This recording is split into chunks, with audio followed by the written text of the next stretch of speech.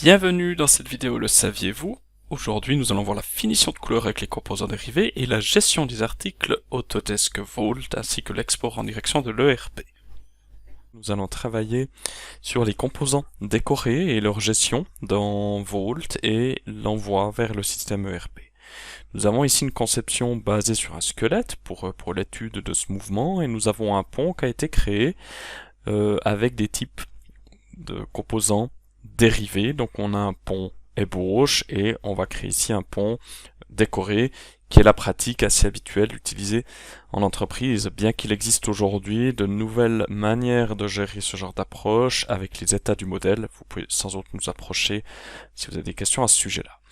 Mais dans l'exemple qu'on a ici sous les yeux, donc on voit qu'on va ajouter différents traitements de surface de cette pièce et également ajouter ici un polissage au niveau de l'angle de ce pont. Ce composant donc est terminé, bien sûr qu'on va l'envoyer, l'enregistrer, l'envoyer dans le Vault, générer les différentes mises en plan et valider cette conception.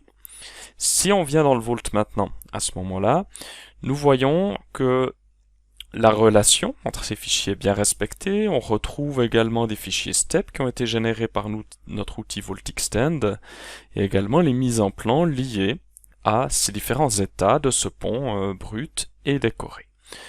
Ce que je vais faire ici, c'est de créer des articles sur les deux composants qui m'intéressent, puisque l'étude squelettique, on n'en a pas besoin, elle n'existe pas en tant que stock au niveau ERP, mais c'est vraiment les deux composants ici sur lesquels je vais créer des articles. L'article Vault aura la capacité de rassembler les différents documents, mis en plan, PDF, STEP, DXF qui ont pu être générés pour les composants rattachés. C'est une sorte de container, cet article. Mais quand on vient regarder la nomenclature de cet article, on constate qu'elle est vide. L'élément décoré n'utilise pas l'élément brut. Cette nomenclature est vide car c'est une pièce à la base. Si nous serions partis d'un assemblage, dans ce cas précis, nous aurions eu automatiquement une nomenclature qui aurait été alimentée par la nomenclature de l'ensemble Inventor.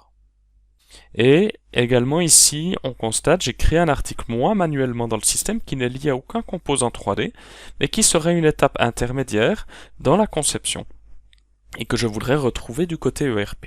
Nous avons donc cette capacité de créer des articles qui sont sans lien avec un 3D. Donc maintenant, l'objectif est de mettre en relation en termes de nomenclature ces trois éléments, puisque la notion de composant dérivé n'est pas une relation de nomenclature au sens d'Inventor. Mais dans le Vault, nous allons pouvoir ici ajouter à la nomenclature du composant semi-fini le composant brut et créer ainsi une relation père-fils sur ces deux éléments. Tout comme je vais pouvoir ici venir sur l'élément décoré et créer une relation père-fils entre l'élément semi-fini et l'élément décoré, et on retrouve toute la nomenclature qui s'imbrique à ce niveau-là. Le but étant de préparer tout ça pour le système ERP et le transfert vers l'ERP. Je vais donc maintenant être dans la position où je vais pouvoir valider mon article dans le but de le transmettre plus loin et dire que j'ai terminé mon travail de préparation de cette nomenclature. L'article est ainsi validé.